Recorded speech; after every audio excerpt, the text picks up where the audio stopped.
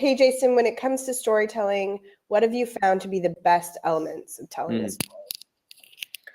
Well, the stories I'm always moved by personally are very authentic stories of personally of someone. Let's say I'm trying to figure out how to sort of word this.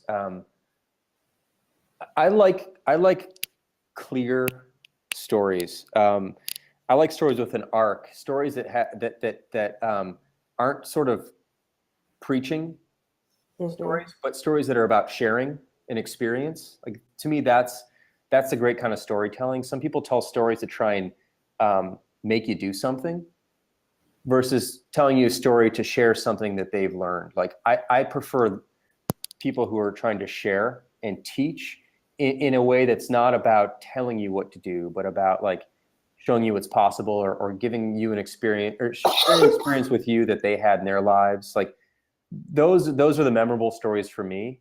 I think once a story flips over into marketing at some level, like, I get turned off very quickly by that, because it feels like the incentives are no longer aligned. It's not someone being excited to share something with you. It's about someone trying to make you do something. But I'm also like, I like people. This is more of a personal thing. I like stories about people overcoming difficult challenges, and like, those have always moved me. Maybe I'm a little sappy around that, but like, I like that kind of stuff. But I do think that stories, people are built to be moved by stories. Storytelling is how humans have communicated forever. Whether it was a dance or a painting, or finally the written or the verbal language, and then finally written language, stories are what moves people. And I actually think that we don't do as good of a job as we used to, actually, in telling our own story. And I want to work on a lot more of that next year. It's a big focus and interest of mine next year, is to get back into telling stories about what we believe in and why we believe in it. And I think people resonate with stories versus resonating with like marketing copy, that sort of thing. So. Absolutely. Along those lines, what are a few of your favorite books that have really shaped you, not just professionally, but just as a person? I like, it doesn't even matter the topic so much. I love when I want it, and I don't have a highlighter, but when I feel like, oh, I want to highlight that line. I love great lines. Yeah. So there's a book I'm reading right now called Skyfaring, and it's written by this pilot who's a 747 pilot, and he talks about like his fascination with flight, and the miracles of modern flight and air travel, and the mechanics of it, and the poetry of it, and the sense of place that you get when you arrive somewhere. And anyway, it's this really, really cool poetic book.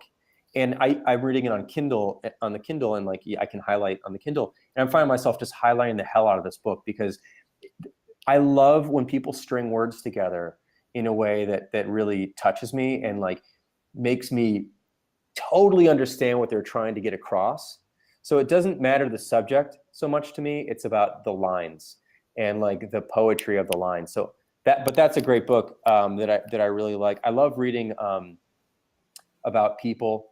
I read the Einstein biography by Walter Isaacson, which I really enjoyed. I love reading people's stories. I'm just fascinated by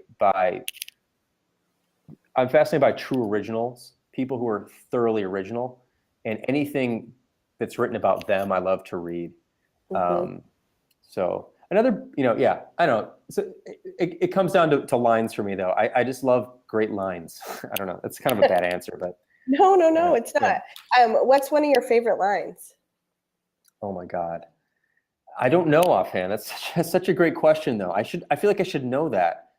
I keep a page of quotes, famous quotes that I love, but I don't have any on the top of my tongue right now. But it's a great question.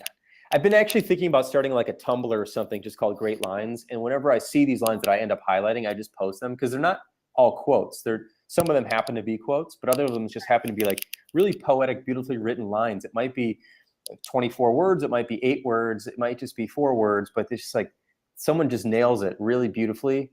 and you're like, I get that. So I've been thinking about starting one of those, and maybe I'll do that as sort of maybe push me to do that, since now I can't quite remember the great lines I've read.